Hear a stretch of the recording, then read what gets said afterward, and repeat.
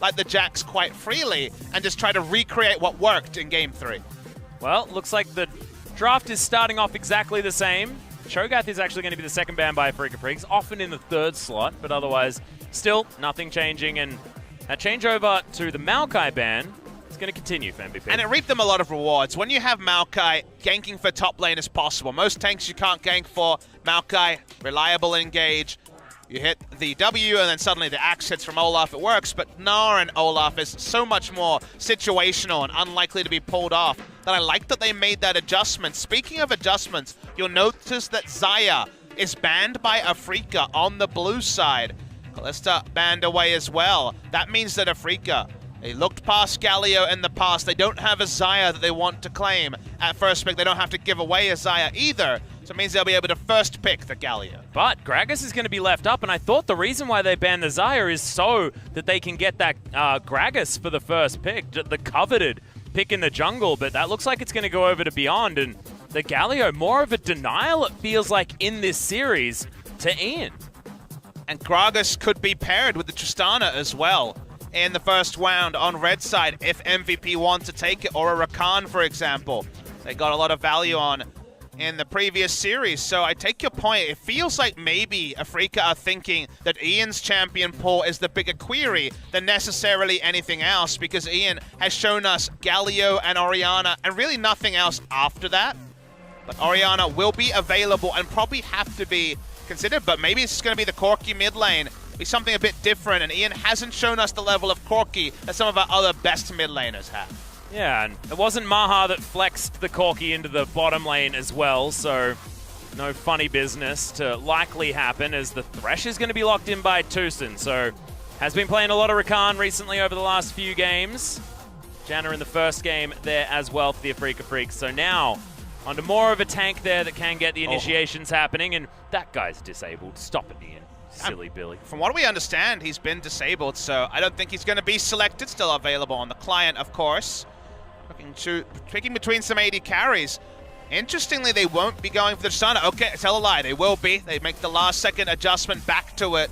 If they had gone for the Varus, they wouldn't have had to play around bot side as much. Tristana's here. And now we will continue to talk about Gragas visiting the bot lane. Yeah. They don't take the Orianna when it was available because they're just going to be running the Corki, so they have their mid lane, bot lane, and ostensibly the jungle locked in. See where they want to target, as Afreeca have been a little bit more creative with their uses of champions like Galio and Jarvan. We've had Jarvan flexed and Galio flexed by them in the past. Yeah, might be Jarvan towards the top side of the map. Mowgli might play the jungle Galio, and who knows what Kuro could then do if he is left to his own devices. Certainly some options there, as something like a Cassiopeia could come out. That would be a heck of a lot of fun. Marin might decide to take the Gargoyle on towards the top side of the map as well himself. So yeah, a lot of flexibility. First ban going to be the Sejuani. He needs more information to be able to confidently take Galio top lane. There are matchups that ruin his day. Probably not going to be seeing Fiora on this patch. That was famously the champion that outdid the Galio in top lane around MSI time. More ban against Kramer. Because they have spent so long before they have chosen their AD carry, there was the chance that you go for the disengaged Team WE style draft and take Kog'Maw with all of this peel and engage on the side of Afreeca, but denied away from them. If you're looking at hyper carries, you need to go higher risk if you're Afreeca Freecs. Well, no more of that teamfight support picked up for Max, as Taric looked fantastic in the last game, and going to have to move over to something else, and it's going to be the Tahm Kench. So Tristana Tahm Kench on towards the bottom side, just trying to nullify, and you can see Kramer instant lock-in of the Caitlyn. I had a feeling we'd be seeing Kate coming out because we saw she was the linchpin. The Longzhu jumped behind in game number 4 in the grand final. Certainly looked good, and this is only Caitlyn with a little bit less attack speed. Everything else still up to snuff. And also consider it's Kate Thresh, the completed duo that Longzhu are running in game 4 of the final, that beats a good Tristana lane. This is Tristana Tahm Kench, which is a more defensive Tristana lane. So they should actually have pretty comfortable control of the bot lane 2v2 without jungle intervention. Interestingly, Marin will return to the Gnar that has found him so little success in 2017. It is a blind pick unless it's going to be Gragas top from ADD. Felt like maybe he didn't have a champion pool that went against Gnar, so he's forced to take Gnar himself. See where ADD wants to go with his pick. Yep, certainly a lot of options. Can't go towards the J4 though, which was pseudo rough in that matchup. Oh, Early as, boy. oh god, here we go. So we've got Legacy Marin and Legacy ADD towards the oh, unless that's going to be top lane Tom Kench and Max play Scion support. Oh, oh no, I can't get that excited. I can't get that excited. Put that quadra kill away. No support, Scion. OGN let us wait for the last moment. We've seen some interesting flexes. The jungle Jax in the last game worked very well. Jax not banned, but not returned to, as they didn't have a Galio to group it with. Galio is on the side of the Afreeca Freecs. Kuro will be taking it in the mid lane. A lot of his MVPs for the regular season MVP alongside BDD were on the Galio early in the season. Seems like the roles are going to be more defined. But now we have a super tank in the top side from ADD, a champion that really made his name on in spring season.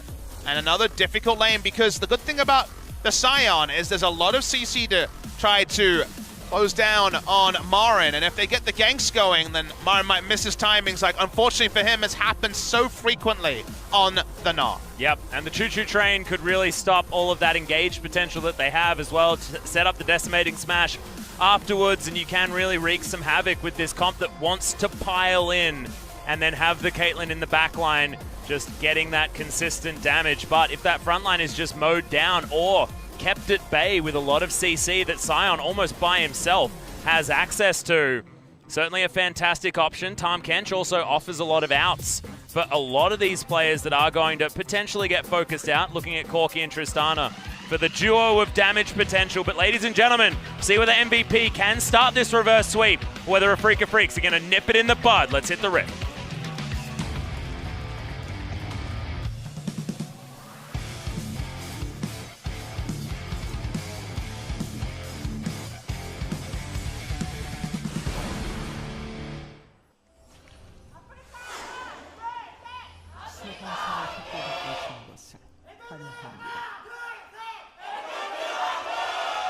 MVP fans are so loud today, Pop Smithy. Really want to get this reverse sweep happening. Everyone wants it. We just want more League of Legends here in the East Stadium. If you're an MVP cheerleader, why save your voice, Atlas? You may not have to shout that name again this year, so get in there while you can. And feeling it after the victory in Game 3 to arrest what was an irresistible patch of form in Game 1 and Game 2 for the Afreeca Freecs. Afreeca paid a pretty high premium to get the Galio this game. They had to give up Gragas, and Gragas already outlined it, 10-1 in the playoffs. By far the best performing jungler, especially with an insane pick rate, like 11 games. See if it was worth it, because to me, it was denying Ian the Galio, denying him comfort. He could have gone to Orianna, like we saw attempted by Kuro in that Galio game, but instead he goes the way of Corki. Something different from Ian, more common of a matchup. Yeah, and of course the Orianna from Ian not working out in game number 1. Check this out. That's one heck of a leash for Beyond, as that barrel is going to get maximum value. Popcorn Chicken reigning for Beyond, as he'll easily be able to start off on this Raptor camp. But Mowgli as well, getting a chunked up leash. Kramer charging up some headshots there as well by standing in that brush. Very cute. Maha and Max going to get the shove on the bottom side. See whether Kramer's going to be able to pull this one back with that Caitlyn pick, which is so dominating in this laning phase. Should compliment Afreeca on heavily outclassing MVP in terms of level 1s. They had a ward down on the enemy Raptor camp, so saw the speed of that camp being completed with the super leash. And MVP had no wards down, more advanced than their own camps, and one ward to spot if someone was invading their blue buffs. So I feel like MVP have really overlooked level 1, and now quick level 2 from Tucson. Yeah, doesn't find the death sentence though, as Maha puts an explosive shot on his head. 300 health now for the Thresh. He needs to be a little bit more careful, so Max going to be absolutely fine. The aggression level 1, I like it, before the grey health can be capitalized on by the Tom Kench. Mechanic we didn't find time to talk about in the LCK final, as we saw this duo. Was praying Gorilla piloting it, but this duo of Caitlyn Thresh finds so much value with the hook into trap, being able to pick up so many reliable CCs, but a lot of that was specifically through flays. It was actually Gorilla flaying people onto traps because the arm timing is so much slower. It was directly nerfed to stop there being as easily layered CC with the Caitlyn traps. So you have to actually flay them into the trap to make it work most of the time. And not able to be pulled off by Afreeca in the bot side as Mowgli looks for a gank. A little bit better than when Spirit tried a similar game. Oh, well, there's the rocket jump. Good play comes in as the heal has to be invested. Exhaust comes out from Max, but it's onto Tucson just to get a little bit more damage eked out. Unfortunately, means that they just get the summoner spell out of Kramer, and that is about it. Trade 1 for 1 in that regard. We're pushing up to the enemy jungle. Probably too early to look for a dive. Haphazard to pull one off on the Tahm Kench lane. That's this pretty aggressive pushing coming out from the Afreeca Freecs. Not necessarily winning as far as trades are concerned, though, as, oh wow, Kuro. Lots of damage onto Ian here to start things off. The P-word applies to mid lane as well.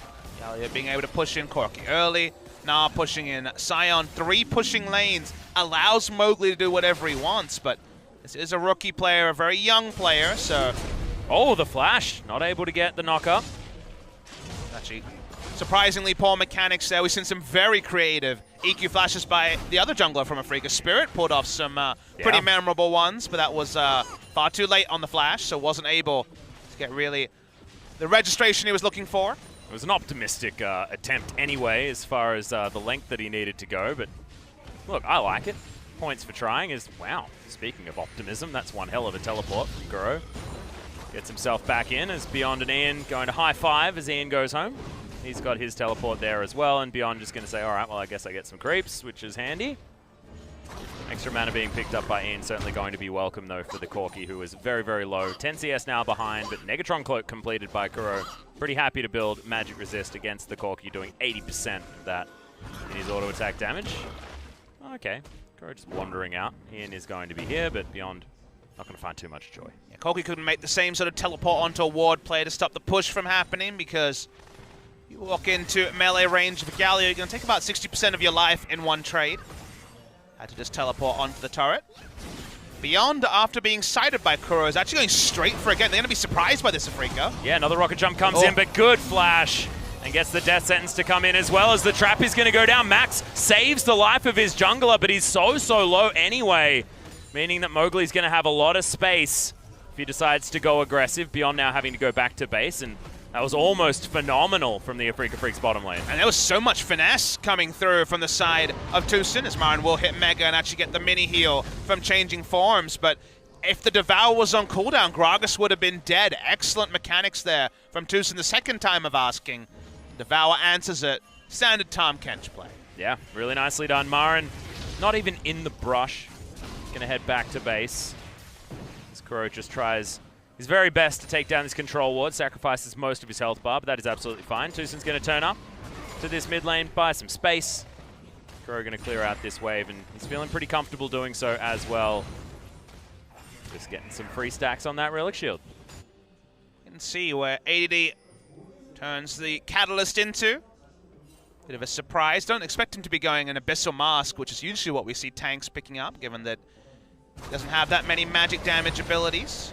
Yep, Righteous Glory, an option for the Scion, I assume, as Justice Punch doesn't find the CC, but he gets the taunt, but after the Valkyrie. So Ian will survive. And goes Beyond.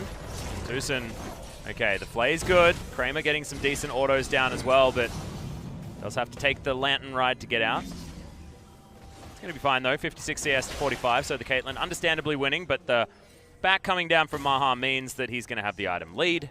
Kramer will have to go back to base, so he gets himself his mana back, BF sword there, and some boots as well.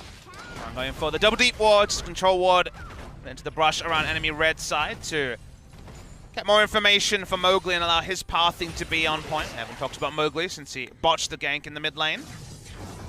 Actually got a lot of vision topside.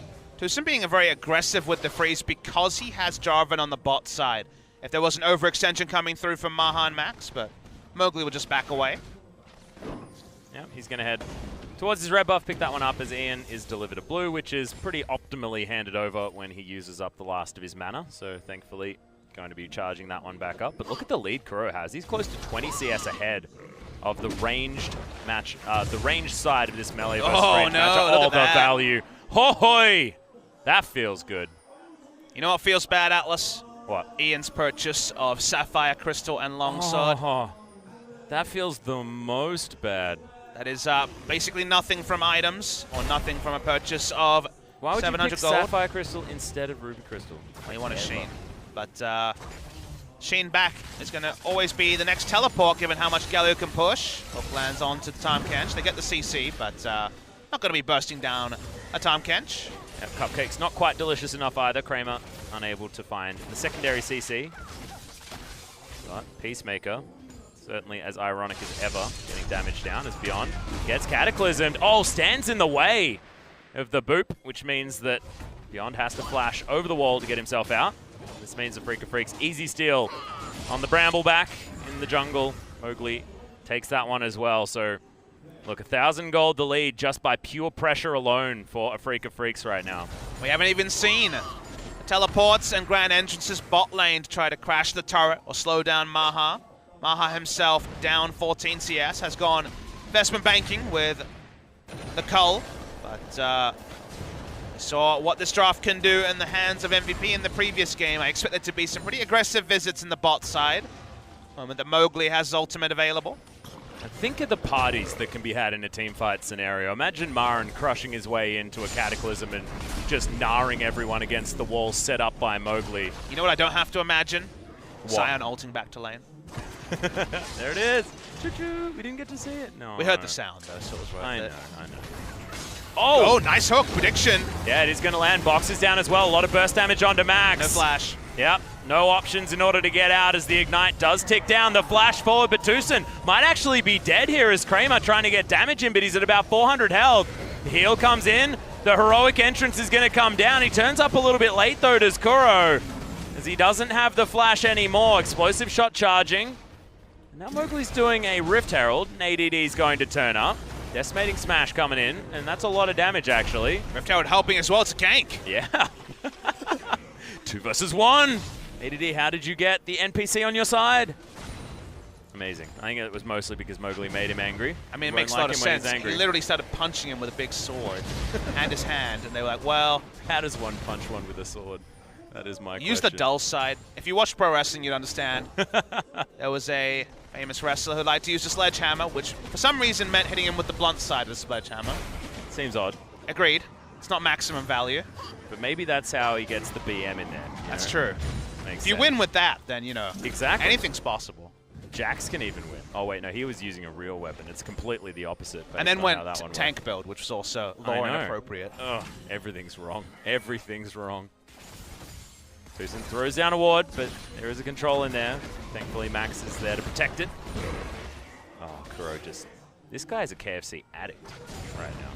But he was really off. You mentioned it. He was very late on the grand entrance.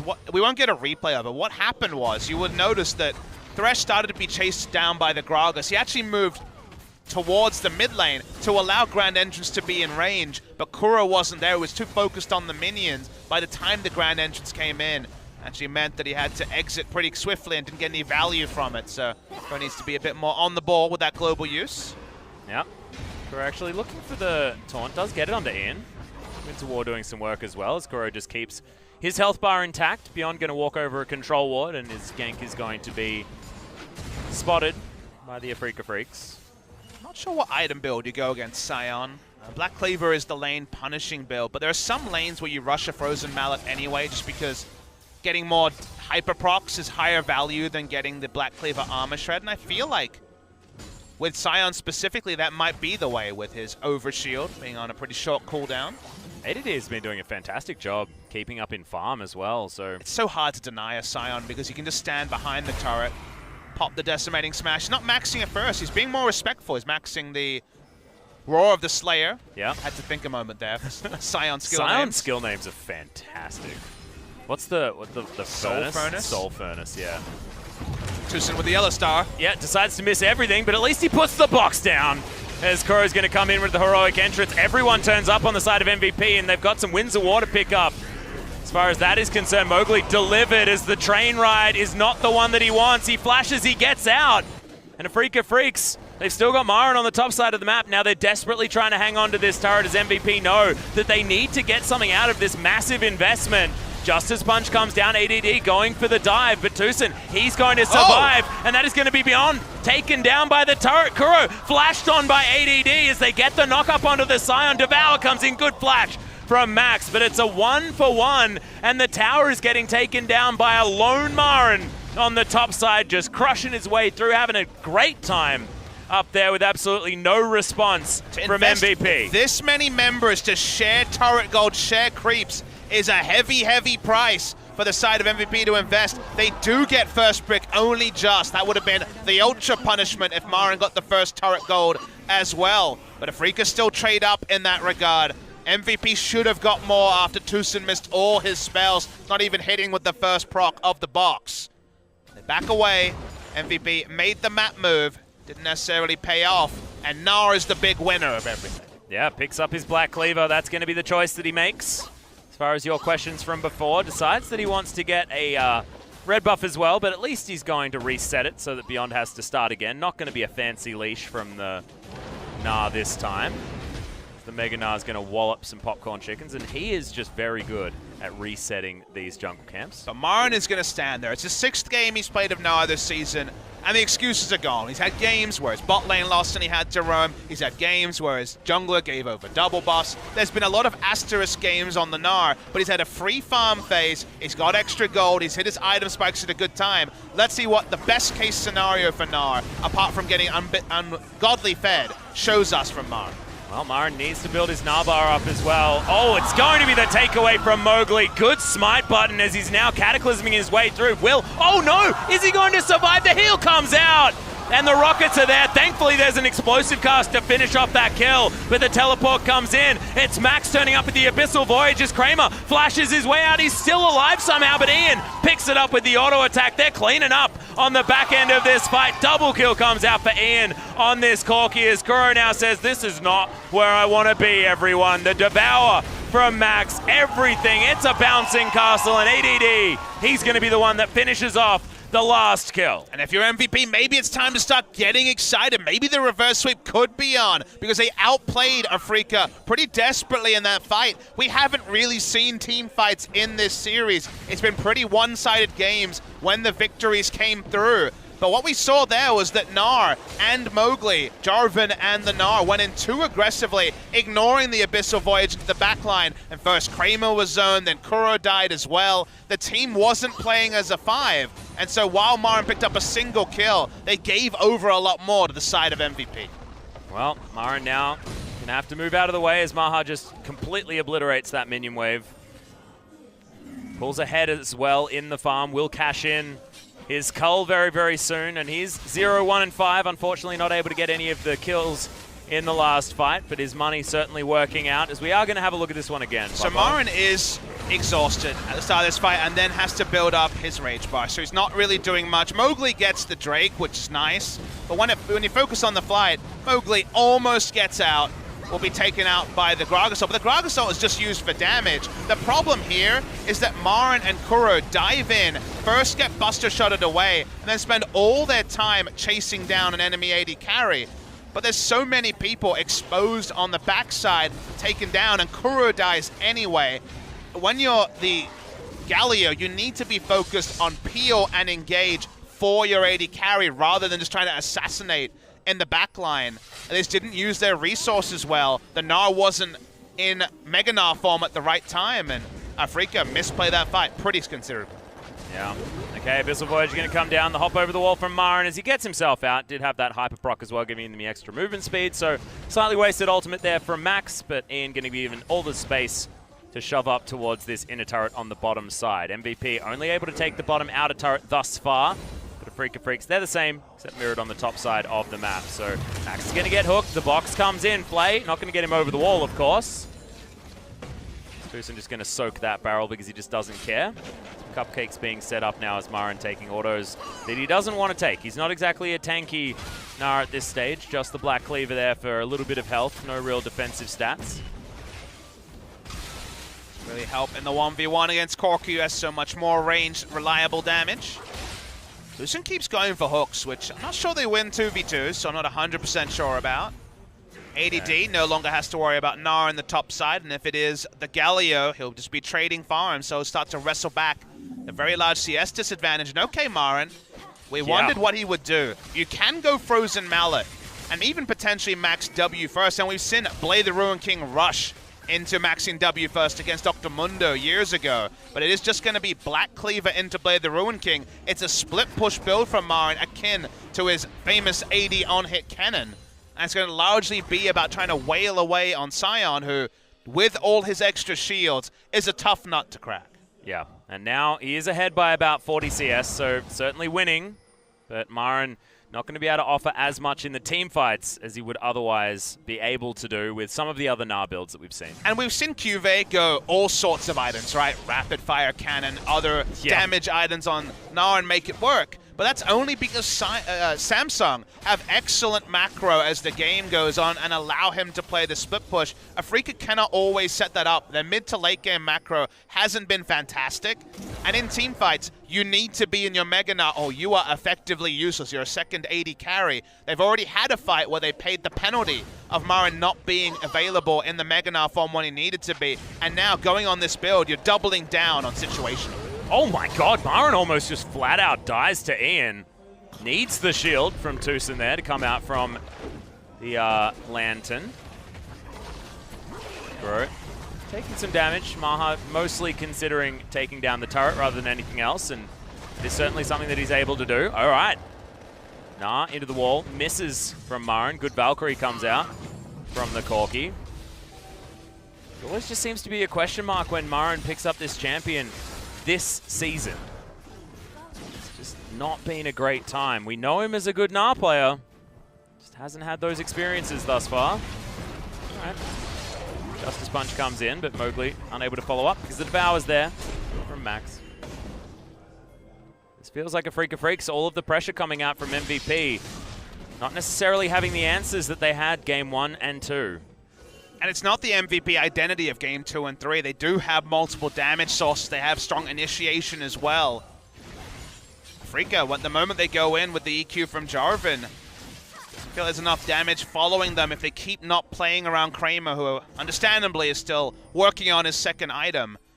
Right now, it's a power trough in terms of damage from Afreeca, so they really need to make the split push work. But if MVP, because they run double teleport, can just keep sending a fed Corki into the Gnar, it feels like even split push is not an avenue for Afreeca to find advantages. Well, that was a Scuttle Crab that went on the biggest ride that I've ever seen. Adorable. Really great observation there as well, because he was invisible for quite some time. As Ian's going to start off this dragon. The package actually used to great effect, like a pseudo equalizer. He's going to come down here as well. So trying to even out these dragons is ADD, keeping everyone else at bay. Will they actually start a fight here as the Flag Drag comes out from Mowgli, and in goes ADD. All right, the train ride onto Tucson. Teleport coming in, decimating smash, not going to find any joy. But look at the explosion. Oh, good shield to come out as there's the heroic entrance. But Marin is going to hit Mega Gnar at the right time. ADD not going to get stunned up as Kuro goes in, finds a double taunt, but doesn't find too much more. Decimating smash, massive value, and it comes out. Mowgli tried to be the hero, but it's just not working for the Afreeca Freaks. Kramer's the one at full health, and that's fine. But MVP managed to land the right abilities at the right times eventually. They just don't have the damage to take out the front line, so even though they have great target acquisition, this time Kuro does play around Kramer. He was no mana, he was not shocked, and now we're looking at another potential dive from MVP. Ian is the game breaker here. He is super fed. 3-0-3 before the fight started, 100% kill participation. He turns around now 4-0-3, probably close to that Infinity Edge, and until Kramer can start to puncture front lines, this can just be MVP's game time again and again. Yep, there's going to be an MVP for this match. It most certainly is Ian. He's already got it written at the start of his name, thank goodness. That's a lot of forethought being put into it by these players, but fantastic performance so far. And you mentioned the Infinity Edge now just being completed as he goes back to base. Who cares if Kuro's a little bit in the lead as far as CS is concerned? That is a massive amount, more kills, more damage that he now has to his name. So now has teleport. Doesn't have a Gnar bar as far as we can tell either. The fight starts just onto whoever. Look at the value of just a decimating smash. Draws the flash out of Caitlyn, who usually is super safe at the backside. And I got worried the moment Kuro had to use the hero's entrance defensively on a no health thresh. It reminds me of Shen ultimates being used to get people out. You need those ultimates to use them offensively. Kramer not getting auto attacks off, doesn't have mana to use his spells. No one under any threat on the side of MVP. somehow 2 games in a row, these fights are turning into disasters for the side of Afreeca. Yeah, gigantic value picked up there as well. After that fight, of course, MVP able to grab 2 turrets in the wake of it, so busting open that mid lane entirely up to the inhibitor turret. A very, very different game. And Marin, maybe if he had have built a little bit more tanky, that team fight would have been a different story. But the frontline advantage that MVP have and their ability to force these fights and Afreeca Freecs just walking into them and happily taking them is a bit of a problem. If the rest of his team is winning, then Afreeca can choose the lane they're going to get against Gnar. And if it's Sion, he's built to go. But this build does not work against Corki. He gets roasted in the 1v1. They're losing in terms of macro, even though they have Galio and other globals and other strong engage to punish people. And that was the script that wasn't written when he started building a Blade of the Ruin King. He's been priced in, he sticks with it. But right now, he cannot really enter lane against Ian unless he gets a lot of help. Oh. Blade of the Ruin King does come down as the heroic entrance is there. ADD is going to be knocked up as they're looking for more. Ian, very, very low, still able to get out. Not quite able to commit fully is Marin, but that was a very good attempt. Yeah, both sides were baiting, and Ian took a lot of free damage before ADD showed up.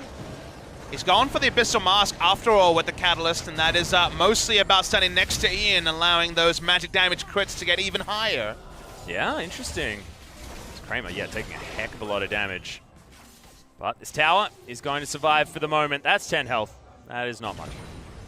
That's a stiff breeze. Maybe not even a stiff one. And maybe it's just a regular breeze. A sea breeze. Sea breeze. Oh, beautiful. Let's walk between 2 traps. Take it down. Gold lead extended to 4,000. Look at this. Yeah, rocket jump comes in. No explosive shot to land on top of it. The heal was just about back up by Kramer, but wasn't quite there as Decimating Smash going to come in. All right, Mega Gnar's going to be there from Marin, but doesn't find the crush, and that's just going to be the crit damage coming out from Ian. Not even sure whether it was just a lot of damage. And that is one dead Gnar for free for MVP. Reminded me of the face check for Maha in game 2. Very questionable to walk up with no idea where Sion was, with no wards on the bottom side of the jungle. ADD not going to do any real damage to the turret, but he's going to start whacking on it anyway. And MVP, they're looking for maximum value with that pick. Yep, the standard situation. Is it between 20 and 30 minutes? Yes, it is. Let's go get Baron. Afreeca Freecs once again set up to try and contest, but MVP made it look pretty easy last time around. ADD wanted to go back to base, get him some mana, and teleport back into this fight. He's already started it up. He's inside the pit as he stands on a trap, but still going to be this massive body. Look, he's just taking no damage. Really good taunt comes down. Massive shield for Kuro as in goes Mowgli. They want to try and get some more done, but this is the Afreeca Freecs actually pushing them away from the Baron. Here. Yeah. If DPS is down Maha below half health, if DPS is down Mowgli. All right, Baron. You're a formidable foe this time. MVP almost made a big mistake. Mowgli, if he had gone a damage build, could have just single target ulted the Tristana and killed him. But as a Cinderhawk, wouldn't have been able to take him out. Then he himself was almost taken down by Baron. Everyone backs away, so deep breath for a moment. Yep, Kramer going to take a Lantern Ride to get himself to safety. Away from that mid lane. Took about half of its health so far this game, but it's 1 turret to 4 in favor of MVP. Which is where a lot of that gold lead actually lies. If Afreeca Freecs can find an opportunity to get this Caitlyn around the map, start taking things down, that could be a really good sign for the team. But Kramer, now with his 2-item spike, has got the Vamp Scepter as well. We'll see whether he does commit to something like a Mercurial Scimitar to finish off, or whether it is going to be the next Zeal item, as here's the pick. They're looking for Beyond. Cataclysm comes down as well. Massive shields coming in from everyone, and Beyond does make his way out, and he's just too tanky.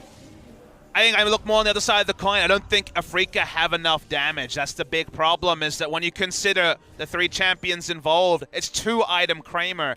He's behind the Tristana in terms of items severely. Tristana has a Lord Dominic's Regard and a Crit Cloak on top, compared to just the Vamp Scepter completed for the side of Kramer, so they can't puncture through Beyond. It worries you, because Pix was one of the ways they could get back into this game. Pix failed them. The free Drake going to be donated to MVP, their second of the game.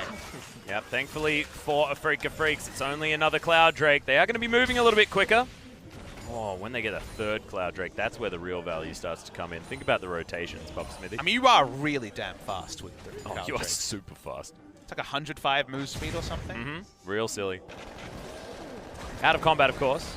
not necessarily the greatest as far as battle stats concerned, but all right, Kuro. Looking for Ian here, but the Abyssal Voyage is going to get Max and Maha down here. They're looking for Kuro. He's just going to heroically exit. Nice work. Jumps on top of Marin and is still able to defend this turret with him. I really wish it said Hero's Entrance / Coward's Exit. Kind of playful trickster style. I like it. All right, that's a way to get over that wall, Tucson. I like it. We do have the two most comical defensive abilities, the Hero's Entrance and also the Scion Ultimate. That's true. The Unstoppable Onslaught. Or the Unstoppable Exit. Oh, dear. He wins because he says cowards as he drives by.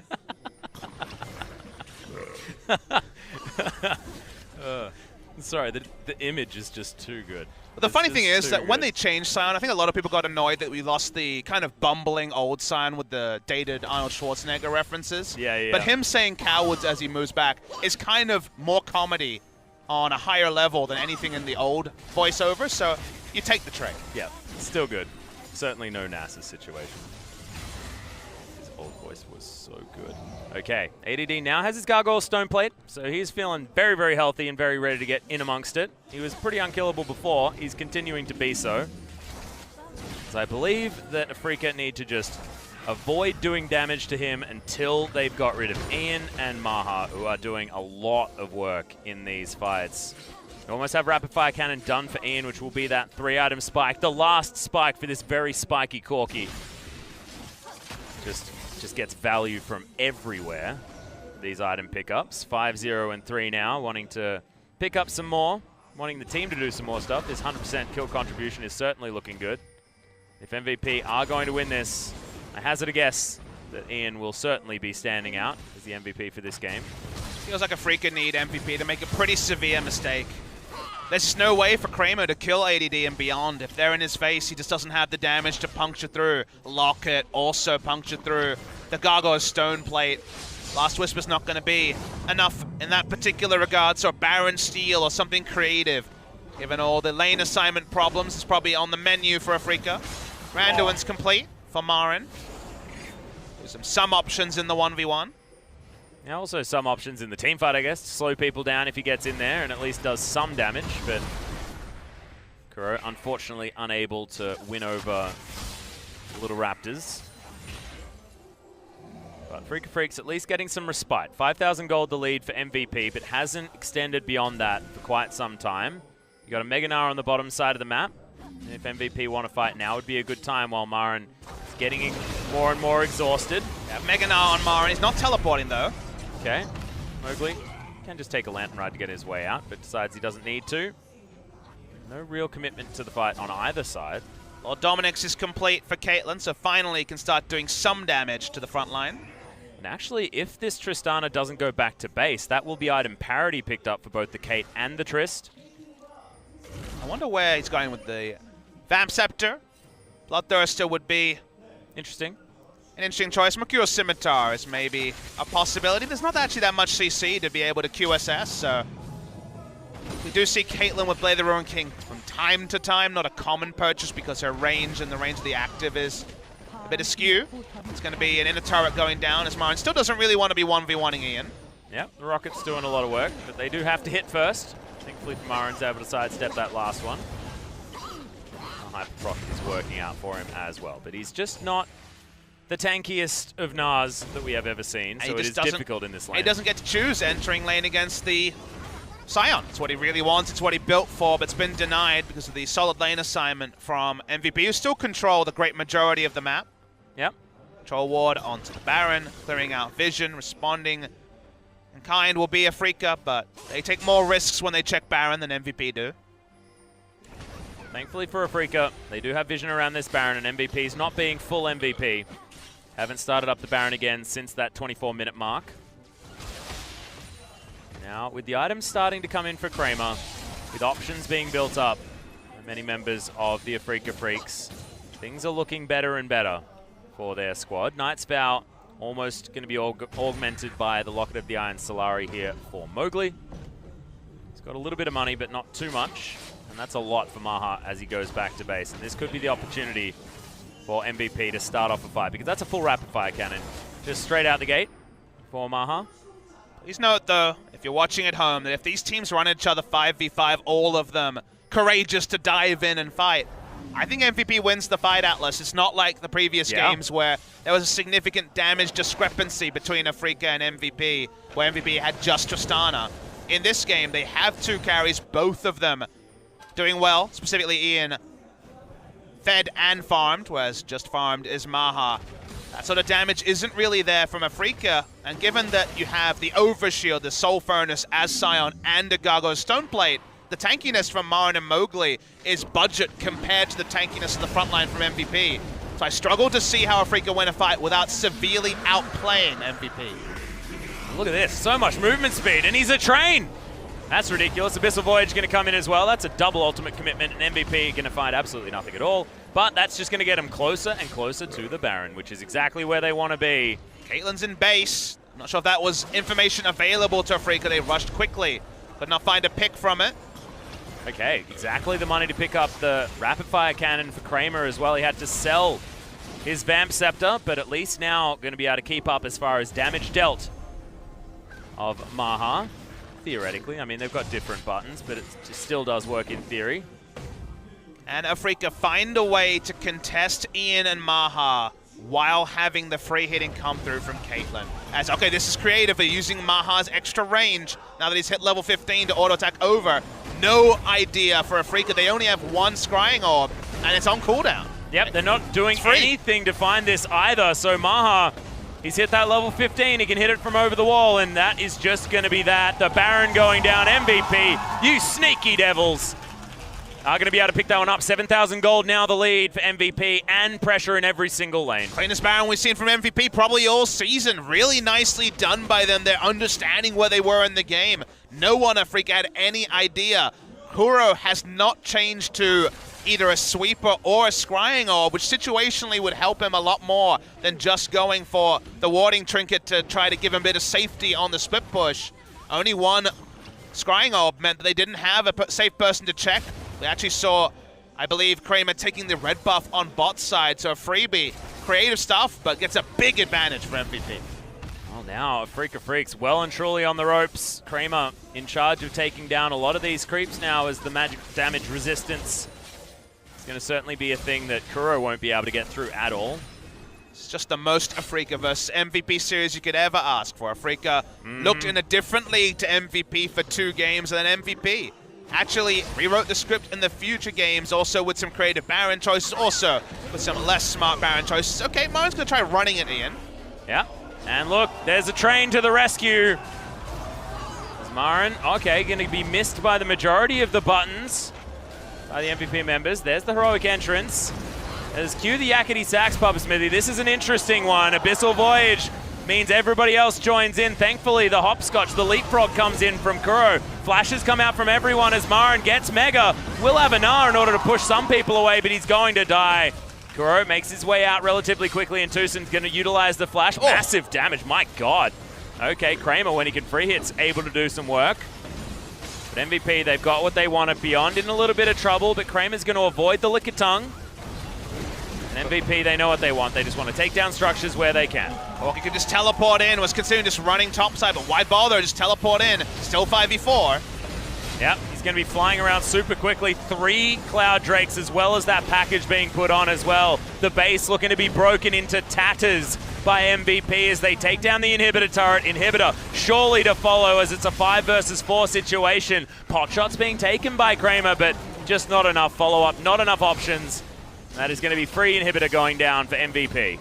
Afreeca thought they had the numbers advantage, but you have to respect Abyssal Voyage. They don't do that. Tucson's there to save one, but can't save Marin. So with the Baron buff, a second time, they break the base. 1 single team fight away from ending the game. Afreeca prioritizing the Galio, have not found any value from that pick. They did not play around their bot side like they needed to. So ended up with Caitlyn being behind in items pretty frequently. Marin not building for the opponent that he ended up having to face. And now, the reverse sweep dream. It's getting more and more alive as the minutes tick on. Yeah, and how many times do we see a 5th game in a game set up for a reverse sweep, not go towards that reverse sweep. It's so hard to turn that amount of momentum around for the Afreeca Freecs. Okay, QSS being utilized by Ian. It's a relatively new item that he just put into his inventory. Here's ADD. Oh, here comes the train. Okay, big shield from Kuro as ADD just soaking all of the damage in the world. Maha finishes with the turret.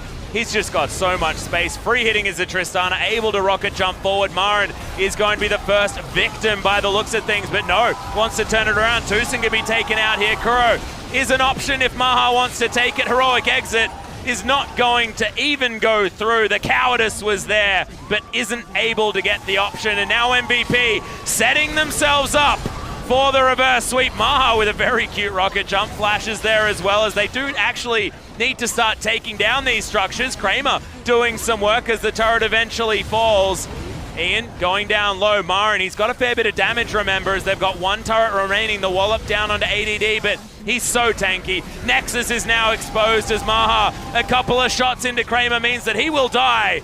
And that is going to be that. We've got match point now for both teams going to Game 5 in this Worlds qualifying series. And in an emphatic fashion, MVP are in position to reverse sweep. It didn't look on the cards at all, Atlas. Not even a sniff of it. But Game 3 was comfortable, Game 4 as well. And the moment they started banning away the Maokai, we see 2 returns to the Gnar, 2 failures on the Gnar. Gnar has been an unkind champion today. It is 0-4 as both teams have traded the Gnar. I think you have to leave it in the trash for Game 5, Atlas. I don't think Gnar is going to be the tonic to a victory. And you talked about how the reverse sweep, when you do get to that 5th game, how often the team with momentum gets there. It's because the psychological side is so strong in this game. Yeah. One team is coming off 2 straight game losses, enough to end a best of 3. The other team is coming off 2 victories. And MVP, after having a very good end to the season, winning 4 out of 5, is suddenly looking to make an argument they may be facing Samsung in 2 days' time. Yeah, and look, those victories just feel like so